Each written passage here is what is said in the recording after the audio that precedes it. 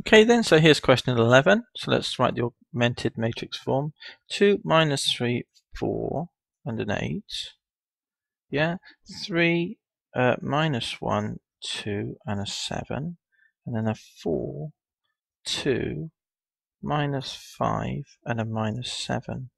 Okay, so we want zeros in these three places in the lower diagonal entries here. Yeah, so to do that, we're going to have to take away one combination of one from the other, aren't we?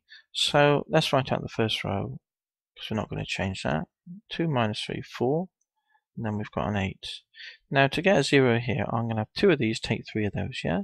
So 2 are 2, take away 3 are 1s. 2 of those, take 3 of those is 0. That's why we're doing it. 2 of these, minus 2, take 3 is plus 9. Minus 2 plus 9 is 7. Yeah? 2 of those, take away 3 of those. So 4, take 12 is minus 8. 2 of those, 14, take 24, minus 10. Okay, that's that row, and we got our 0. We want a 0 here, so if I take 2 of those away from this row, so it'll be row 3, take away 2 row 1s, yeah? That take 2 of those is 0, that's why we're doing it. That take 2 will be plus 6. 2 plus 6 is 8. That take 2, minus 8. Minus 5 minus 8 is minus 13. That take 2 is minus 16. Minus 7 minus 16 is minus 23. So, good. So let's write down the first row again. We don't need to change that at all, of course. Now, to get a 0 here, I'm going to have to take one combination of this row from that row, aren't we? So 7 of these, take 8 of those is probably the thing to do. So let's just write our second row. And then we want 7 R3s, take 8 R2s, okay? So 7 of these, so we're doing this entry now here. 7 of these, take 8 of those is 0. 7 of these, take 8 of those is 0, that's why we're doing it. 7 of minus 13s, take away 8 of minus 8s, and that goes in here.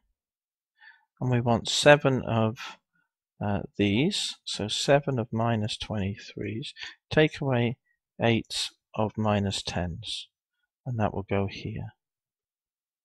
Okay, so that was the circle, that was the square, and that was the circle value. Okay, let's work them out then. Right, let's just tap them in a calculator, I think. Okay, let's just do that then. So we've got 7 lots of minus 13. So 7 times negative 13. And then minus 8 times minus 8 we can write as plus 64, can't we? What do we get? Minus 27. So that's minus 27. And here we got 7 minus 23s. So 7 times negative 23.